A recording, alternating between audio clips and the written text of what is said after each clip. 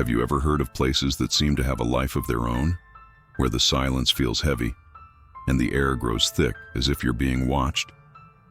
This is the story of an isolated bridge, surrounded by old trees and even older secrets. A place avoided by locals, where people claim to hear voices, footsteps, and see a figure standing still in the middle of the bridge, staring into the darkness. The account you're about to hear is real. It happened to an ordinary person, but what they experienced turned a simple crossing into something that borders on madness. Don't skip anything. Every detail matters. The true horror isn't just in what you see, but in what you feel. If stories like this send chills down your spine, hit the like button and stay with us until the end, because the most terrifying part comes when everything seems calm. Do you believe there are places where reality bends, and something that shouldn't exist reveals itself? I've always heard stories about the old wooden bridge on the road that connects the town to the countryside. They said it was cursed, that those who dared to cross it at night would never return the same. Distant screams, strange visions, and a heaviness in the air, as if time itself was different there. But I never paid much attention to those tales. It was easy to think that they were just legends created to scare the curious. That night, however, something pushed me to cross it. I'm not exactly sure what. Maybe it was curiosity or the fatigue of always hearing the same stories without ever experiencing anything out of the ordinary. I was alone, more than ever, and the decision seemed too simple to avoid. The full moon partially illuminated the path, but a thick fog had taken over the road, turning the landscape into a blurry painting. Each step felt heavier, and the feeling of being watched began to intensify. The old bridge, with its worn planks creaking with every gust of wind, seemed to call to me, as if it knew that night I wouldn't escape. When I stepped on the first board, a chill ran down my spine. The sound of the old wood under my feet seemed louder than it should, echoing in the darkness. The bridge, with its crooked lines and abandoned appearance, seemed to swallow the light the moon reflected, creating grotesque shadows that danced at its edges. It was as if the bridge were a living being, breathing slowly and waiting patiently. I tried to ignore the thoughts that began to consume me, telling myself that it was just a simple structure, old but still safe. However, as I moved forward, a profound silence took over the surroundings. There was no more sound of the wind, not even the rustling of the leaves on the trees around, only the creaking of the wood and the beating of my speeding heart. The fog now seemed to wrap around me completely, blinding me, and then, in a moment of pure instability, a shadow loomed in front of me. It was neither human nor animal, but something undefined, something that shouldn't exist. The cold rose up my legs, and the air around me felt dense, as if it were drowned in something that couldn't be seen. I wanted to run, to return to the safety of the road, but my feet felt heavy, as if the bridge wanted to keep me there. Something whispered in my ear, in a tone that seemed to come from within the wood, as if it were alive. "You've crossed, now you can't go back," the voice said, cold and distant. That was the moment of decision. I only knew one thing: I would never look back again. As I approached, a shiver ran down my spine. There was something strange in the air, an inexplicable feeling, as if the bridge itself were alive, waiting for something. The aged wood creaked softly to the rhythm of the wind, but it wasn't the wind's sound. It was as if the bridge were breathing, awaiting my arrival, as if it were aware of my presence. I could feel the tension in the air, an invisible weight that built up with each step I took toward its center. Even so, I continued. Each of my movements felt heavy, forced, as if something were pulling me forward. I tried to push away the fear, attempting to rationalize what I was feeling. It's just an old bridge, I thought. This is all just imagination. But I couldn't deny what my body was telling me. Every board I stepped on seemed to tremble under my weight, as if it were adjusting, preparing for something I didn't understand. but could feel in a tangible way. There was an oppressive silence around me, a stillness that squeezed my lungs. Even the thick fog seemed denser there, as if it were confined between the wooden slats. The air was cold and damp, and each breath became more difficult, as if the very environment were trying to suffocate me. The temptation to look back was strong. The feeling that something was watching me, something moving in the shadows, made me want to run back to the road. But with tremendous effort, I forced myself not to look back. The stories, the warnings, the legend of the bridge, all of it began to mix in my mind, creating a sense of urgency, as if I were part of something larger, something I could no longer control. My steps grew slower, more cautious, until I finally reached the center of the bridge.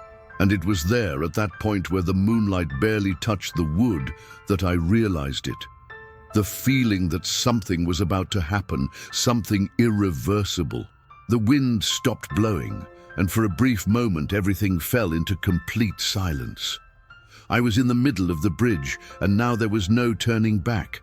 The sound of the flowing water beneath the bridge seemed muffled, distant, as if something were trying to pull everything inward, as if the current itself was struggling to swallow the reality around it. The sound of the water, normally so clear and distinct, turned into something dark, a pressure that seemed to come from within the earth, from the riverbed, like a calling.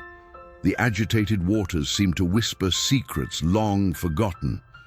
I knew the legends, of course. The old wooden bridge, with its planks creaking under the weight of time, had always been associated with stories of disappearances, of lost souls wandering between the shadows of the night. They said that those who dared to cross it were never seen again, that the river below took more than just bodies, but also parts of the souls of those who crossed its path. But all of this was just stories, told by old mouths to scare the younger ones. I was sure it was all just an invention, a way to keep the curious away. But standing there in the center of the bridge, something inside me began to doubt. I could no longer deny that there was something strange about that place. I couldn't see what was in front of me clearly anymore, everything blurred in the thick fog that shrouded the scene. I no longer heard the wind or the sounds of the forest around me. There was only the murmur of the distant water and the weight of the air, heavy and thick, as if it were laden with something I couldn't understand. I knew the legends, but curiosity, that overwhelming need to see with my own eyes, was stronger than the fear. No one has ever come back to confirm the truth, I thought, a phrase that echoed in my mind, like a reminder of what others had said. But I had to know. Something was driving me forward to discover what really happened there, at that hour, on that bridge. The old voices, the tales of disappearances, all of it seemed to dissolve before me as I approached the edge, feeling an invisible force pulling me, almost like a warning. But it was too late to turn back now. I had already crossed the point of no return. The answer was there, before my eyes, waiting to be discovered.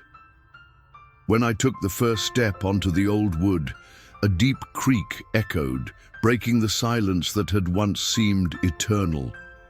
The bridge seemed to awaken with my movement, as if each board protested my presence. The sound, low and cavernous, seemed to come from within the very structure, as if the wood were alive, warning something or someone that I had crossed its boundary.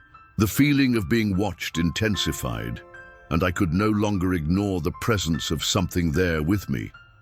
It was as if invisible eyes were fixed on me, following each of my movements with an unsettling attention.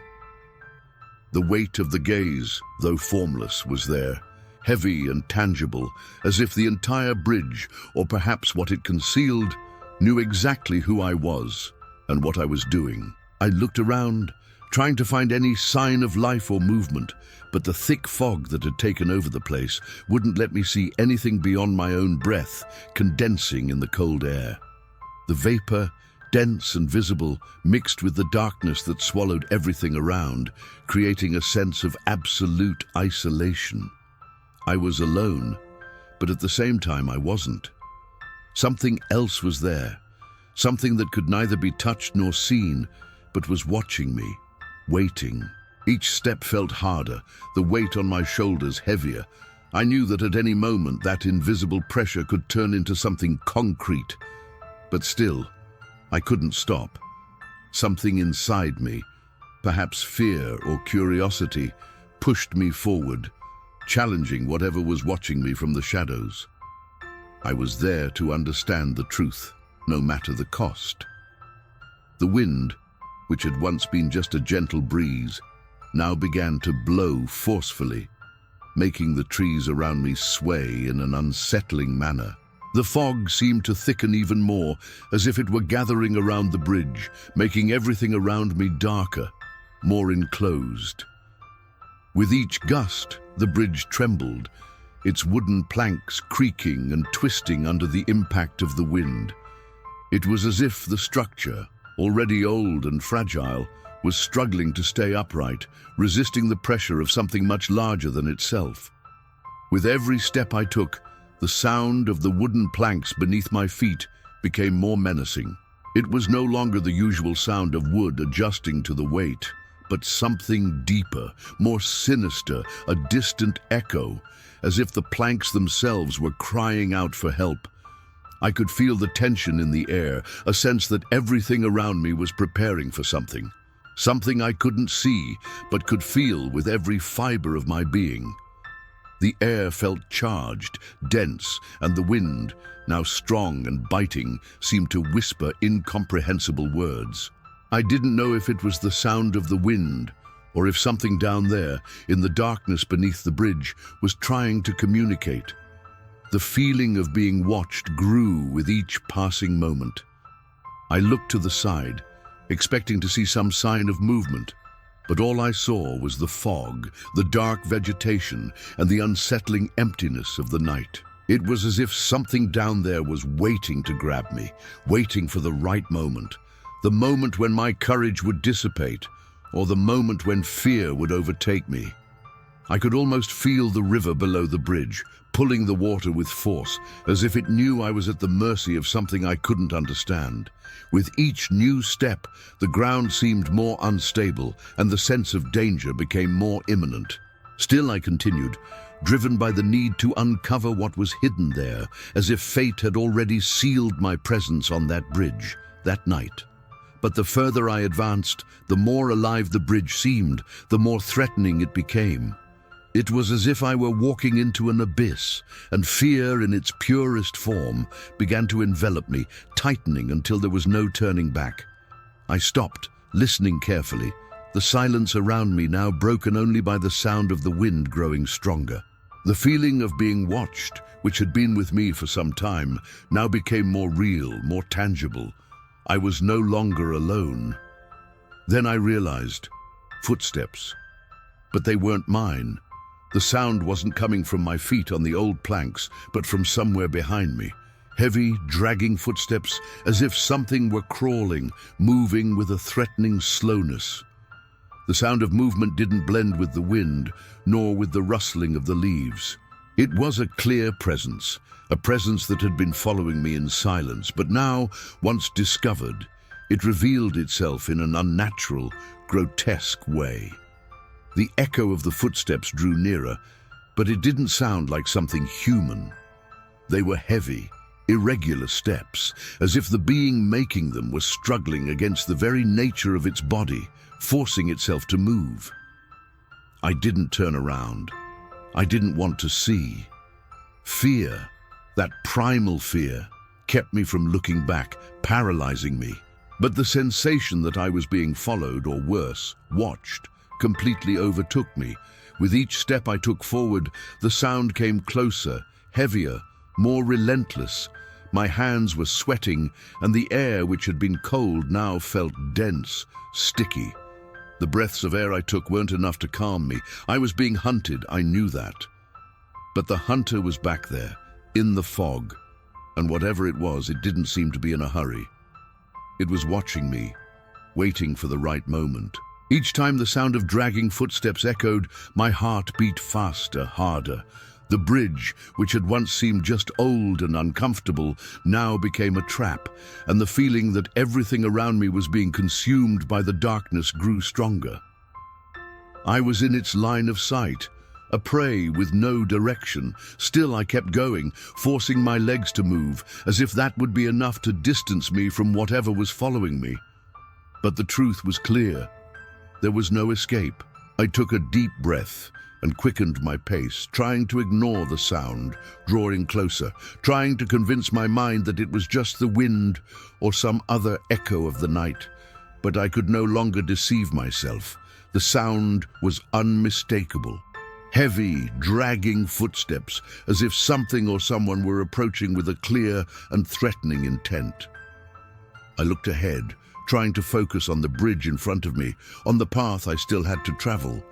But fear had already completely consumed me. The footsteps grew louder, closer, the sound now standing out above everything else. The wood creaked under my weight, and the echo seemed to blend with the sound of whatever was pursuing me. With every step I took, the sound from behind grew nearer, stronger, sharper, as if the creature or thing was almost beside me, but I couldn't see anything. There was nothing there, beyond the thick fog and the darkness that squeezed between the planks of the old bridge. It was a suffocating feeling, being hunted, but never being able to see the hunter. I knew I wasn't alone, that something was behind me, following every move, breathing deeper, closer. But I dared not stop. I couldn't. Stopping would mean succumbing to the fear, to the sense of helplessness that was overtaking me. I forced my legs to keep moving, each step faster, more out of control. But the faster I went, the more the sound of the footsteps intensified, now like a presence that wouldn't stop following me, not for a second. It was as if I were trapped in a game with no rules, where even though I tried to escape, there was no way out.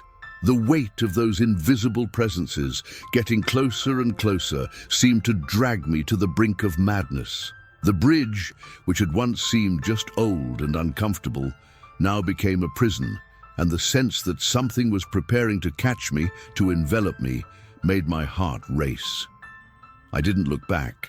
I didn't want to know what was following me. I just wanted to reach the end of the bridge, where perhaps I would find freedom. But every step seemed to take me deeper into something I could no longer flee.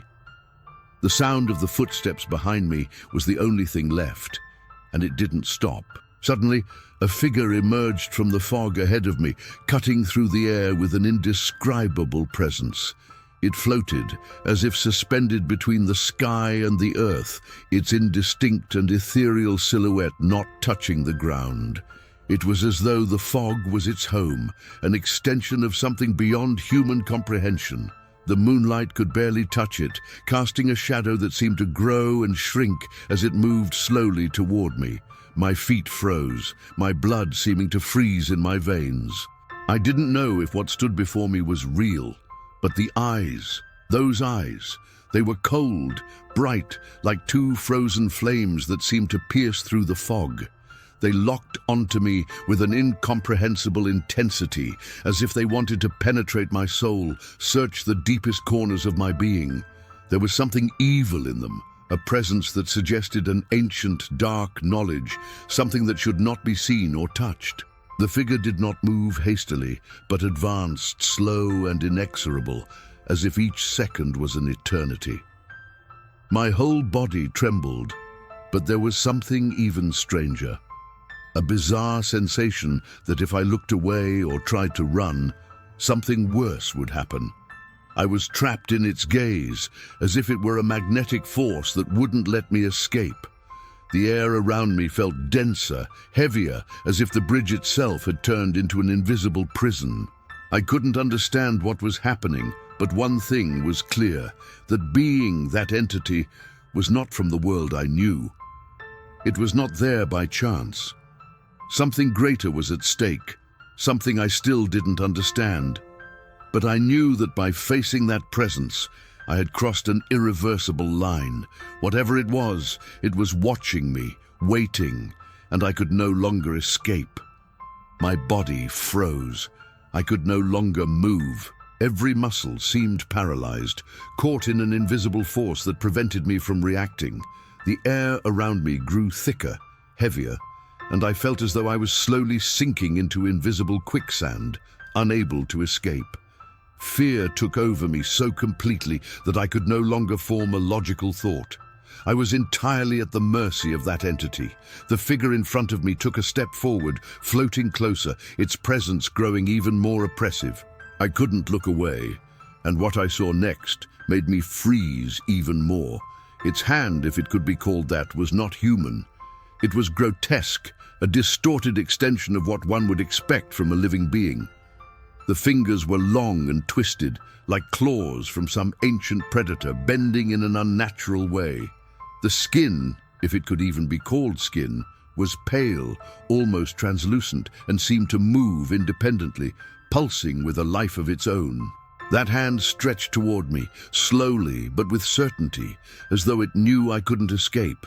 Each movement was accompanied by a low hiss, as if the air around it was being squeezed, compressed by some malevolent force. I tried to take a step back, but my feet wouldn't move. I was trapped, immobilized, as if something invisible was holding me in place, forcing me to face it.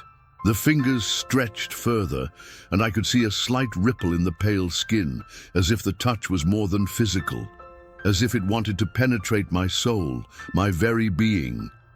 I felt a growing pressure, as though the imminent touch was more than just a physical sensation. Would it be the end? The only thing I knew was that, looking at that hand, the certainty that I was in the presence of something that didn't belong to this world became absolute. Something that had no compassion, no mercy. Something that wasn't there to save me, but to consume me. "You shouldn't be here," the voice whispered, low and distorted, as if the words came from a deep, distant place filled with shadows. Those words were not human.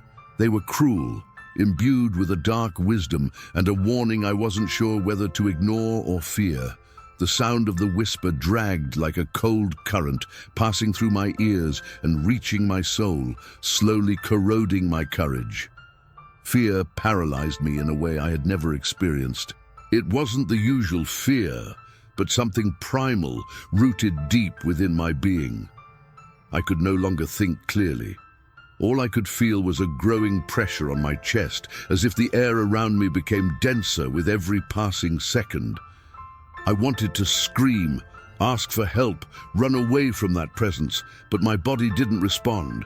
My legs were as rigid as the wooden planks beneath my feet, which seemed to have fused with the bridge's surface. As if the bridge, old and cursed, was holding me back, trapping me there so that I couldn't escape. I tried to move, but the sensation of being trapped was uncontrollable. It was as if the very structure of the bridge had become an extension of something greater, something that watched me, waited for me, dominated me. Every attempt to take a step felt futile, as if the ground beneath me was made of iron, not wood. My feet, which had once walked freely, were now bound, rooted to the spot, as if the bridge itself was aware of my presence and wouldn't allow me to leave. The silence that followed the whisper was even more terrifying. It spread, it crawled, swallowing the sound of the wind and the flowing water below. I could feel the presence there, ever closer, still invisible, but as real as the fear that consumed me. I was completely at the mercy of that place, defenseless, with no escape. And whatever was there, the voice echoing in the shadows of the bridge, didn't seem willing to let me go. The figure advanced further, floating without haste, but in an inevitable way, as if it were dragging me toward a fate from which there was no escape. I felt a growing pressure around me, as if the bridge itself were reacting to its presence. The wood beneath my feet began to twist, contorting unnaturally, cracking and creaking with force. The sound was sharp, piercing, and I felt as if the planks were writhing in agony, as if the very structure were being consumed by something invisible and malevolent. Fear gripped my chest, but a strange force, like a primal instinct, made me look down at the river flowing beneath the bridge. Earlier, the water had been clear, calm, reflecting the soft light of the moon, but now everything seemed to have changed. The river, once harmless, now appeared grotesque.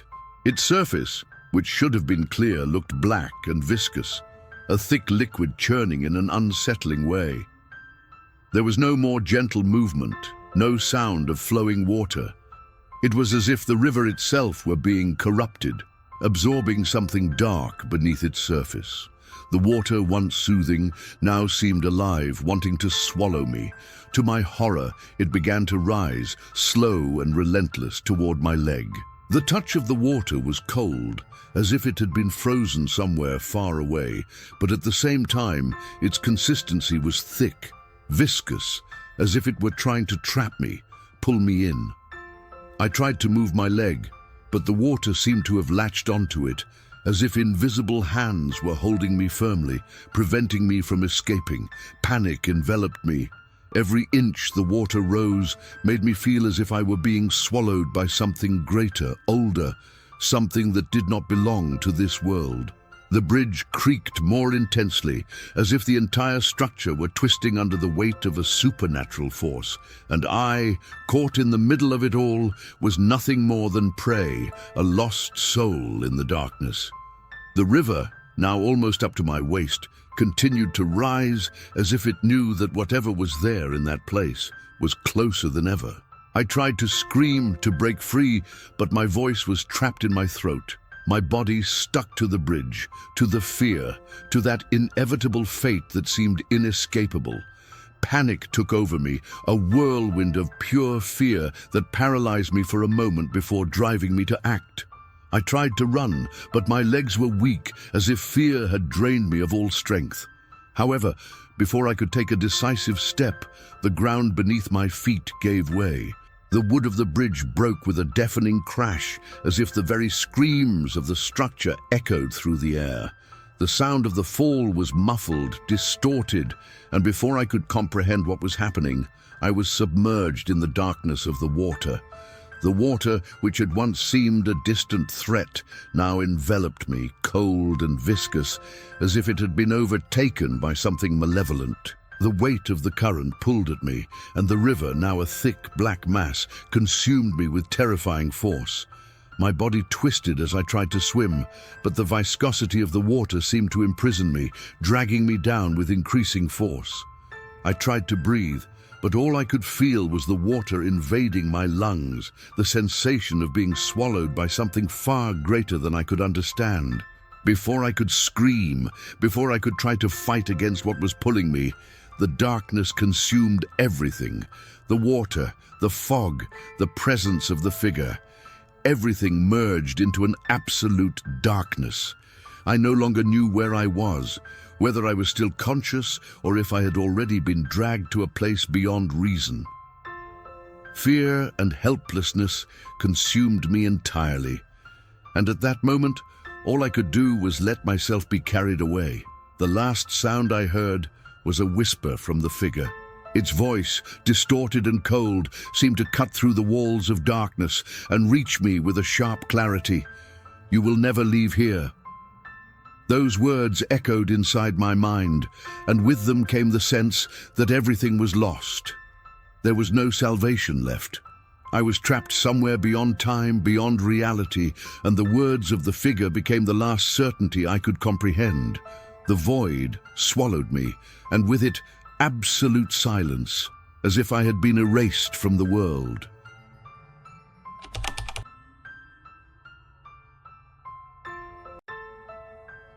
It was a grey afternoon when I, João, decided to take a car trip along the old road that cut through the city. The destination was a remote village where I had distant relatives. The road was lonely, but the peaceful landscape made me feel a calmness that, in those hectic days, seemed necessary. However, nothing could prepare me for what happened on that bridge. The Iron Bridge was famous among the locals. Built in the 19th century, it spanned the river that meandered through the region, and many talked about the legend of the last passenger. According to the stories, those who crossed the bridge after dusk never returned, or if they did, they carried with them a strange sense of disorientation and fear, as if they had been in another place, in another time. I, like any rational person, never believed these stories. But on that afternoon, something made me hesitate as I approached. The sky was tinged with orange, but the fog was quickly descending, and the bridge ahead seemed now more threatening than I had imagined. As I crossed it, the sound of my tires against the iron slats echoed dully, as if something there was reacting to my movement. The wind picked up, and visibility grew even worse. Something strange told me I should continue, but something else told me to stop. In the middle of the bridge, I noticed something unexpected. A man was standing there, as if he were waiting for something. He was completely alone, wearing old clothes, a worn wool coat, and a hat that seemed from the last century. I passed by him without thinking much, but as I left him behind, I felt a sense of unease. I didn't know why, but something about him didn't feel right. Suddenly, the wind grew stronger, and the view through the windshield began to distort. I looked in the rearview mirror, and the man was still there, standing in the middle of the bridge, staring directly at me. A chill ran down my spine, and the feeling that something was wrong grew inside me. I decided to speed up, but as soon as I crossed the bridge, the fog lifted, and the road ahead seemed normal again. However, the strange feeling of discomfort didn't leave me. I arrived at the village without further incident, but the image of the man wouldn't leave my mind. His face was pale, with penetrating eyes that seemed to look beyond me. When I mentioned the story of the bridge to the locals, everyone fell silent. Finally, an elderly man spoke in a deep, measured voice. He was the last to cross the bridge, over 70 years ago. I looked at him, confused, and he explained. The bridge had been the site of a tragic accident many years ago.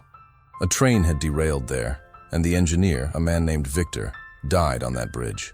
For years, locals reported seeing a solitary figure, always at the same spot on the bridge, dressed in the same manner. No one knew for sure if it was the spirit of Victor or another victim of the accident. What everyone knew was that the presence of the man on the bridge was a reminder of something that had been interrupted, a never-ending tragedy. That night, when I returned home, something felt different. The bridge no longer seemed just a point along the way, but a place where time stagnated, where lost souls waited for their passage to the other side. Deep down, I knew the man I saw on the bridge wasn't an illusion. He was, somehow, a part of the place, a trace of a distant past, stuck between the world of the living and the dead. I never crossed that bridge again. And whenever someone asks me about the trip, I avoid mentioning that man, who still seems to watch me in my dreams.